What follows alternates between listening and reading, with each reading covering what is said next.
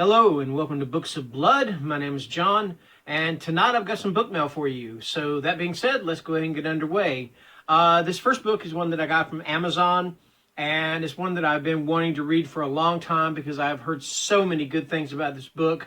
Mindy over at Mindy's Book Journey, she sings his praises highly, and I trust her judgment. So you know what? I wanted to read this book, and it's not only because of her, but I've just heard so many good things about this book. And I'm talking about The Fisherman. And this is by John Langan. In upstate New York, in the woods around Woodstock, Dutchman's Creek flows out of the Ashcon Reservoir. Steep banked, fast moving, it offers the promise of fine fishing and of something more, a possibility too fantastic to be true. When Abe and Dan, two widowers who have found solace in each other's company and a shared passion for fishing, hear rumors of the creek and what might be found there, the remedy to both their losses, they dismiss it as just another fish story. Soon, though, the men find themselves drawn into a tale as deep and old as the reservoir. It's a tale of dark pacts, of long-buried secrets, and of a mysterious figure known as Der Fischer, the fisherman.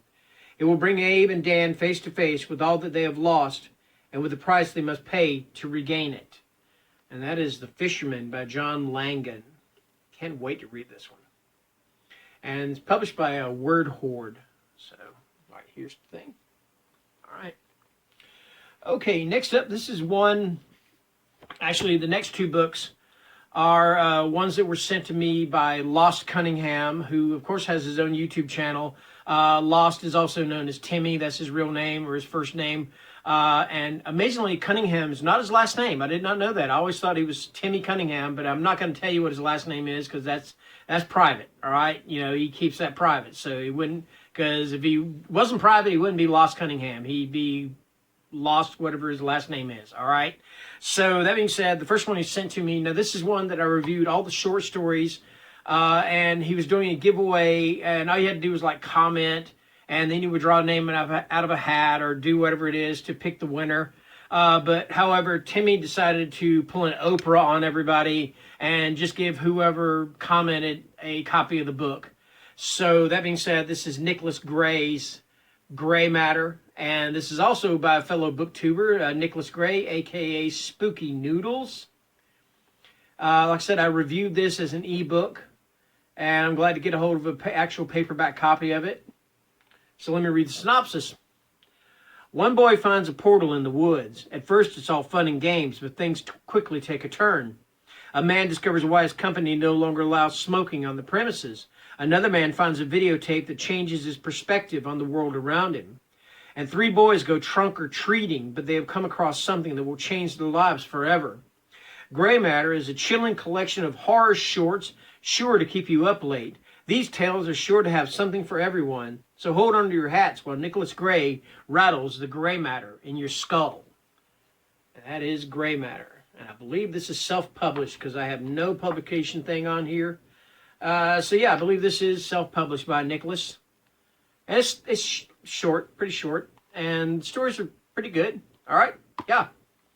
Then the next one, so whenever Timmy was letting me know that he had sent the books and everything, or that I won and he was going to send it to me, he wrote and asked me, he said, have you ever read a book called Am Providence by Nick Mamatis, okay? And I said, no. He said, well, I'm going to send you that one because it sounds like it'd be something that is really up your alley. And I think he might be right. So it is. I Am Providence. And I apologize for the glare. Man, there's some horrible glare here. I apologize for that. And this is by Nick Mamatis. And it's actually a signed copy. Pretty cool. He signed it. So, at the Summer Tentacular, murder is nonfiction. For fans of legendary pulp author H.P. Lovecraft, there's nothing bigger than the annual Providence-based convention, the Summer Tentacular. But Colleen Danzig, a horror writer and first-time attendee, is unsettled to discover that among the hobnobbing between scholars and literary critics is a group of genuine freaks, book collectors seeking volumes bound in human skin and true believers trying to summon the elder god Cthulhu, one of their idols' most horrific fictional creations. The feat is hardly underway when Colleen's roommate for the weekend, an obnoxious novelist known as Pinocchio, turns up dead, his face neatly removed. As Cullen finds the convention goers to be disturbingly undisturbed about the unsolved murder, she embarks on her own investigation, uncovering a darkness where occult truths have long been lurking. A darkness where Pinocchio is waiting, spending a lot of time thinking about Colleen, narrating a new Lovecraftian tale that could very well spell her doom. And I was looking through this, and all the table of contents, the chapters are all named after Lovecraft stories, starting with The Whisperer in Darkness, and the final one is Reanimator. In between, there's the Call of Cthulhu, but they're all chapters. They're not actually the stories by Lovecraft. They're just kind of an homage to Lovecraft. So there you go. And last but not least, oops, I'm going backwards here. So I'm waiting on the mail today because I knew I was supposed to get a CD in the mail that I ordered through eBay. And next thing you know, I have like 3 packages. One of them's a CD, and then 2 of them are, one of them is also the Gray Matter and I Am Providence combo pack from Lost Cunningham, Timmy. But then I go looking, I'm like, well, who is this? What is this? And it says it's from Calvin Ellis. I'm like, who is Calvin Ellis? I can't remember who he is. So I opened it up, and as soon as I opened it up, I knew what was going on here. The book is called In the Hills Above the Grist Mill.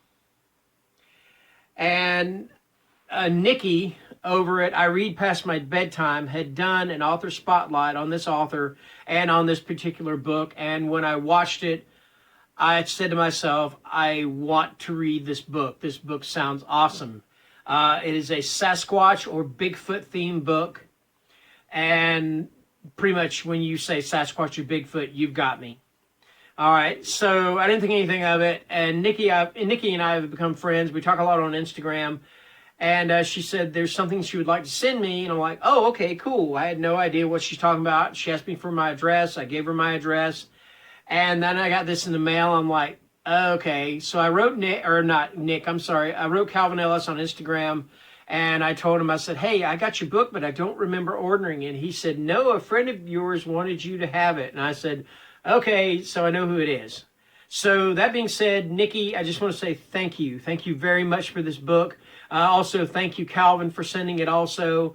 I am really looking forward to reading this book. So let me read the synopsis. Okay. Paisley Mott struggles with her own particular blend of anxiety and fear that can cause her to go into a hyper-focused state. After the tragic death of her mother, Paisley began to see her anxiety-induced hyper-focus as a strength. She has used this focus to become a paranormal investigator with an up-and-coming web series that she hopes will propel her into becoming an expert in her field. Hollis Grimm is a charismatic preacher from the small Appalachian mining town of Graywater Ridge. When he contacts Grit Paisley to help shine some light on the mysterious mutilation of 7 women in the woods outside of town, she is on the first flight out.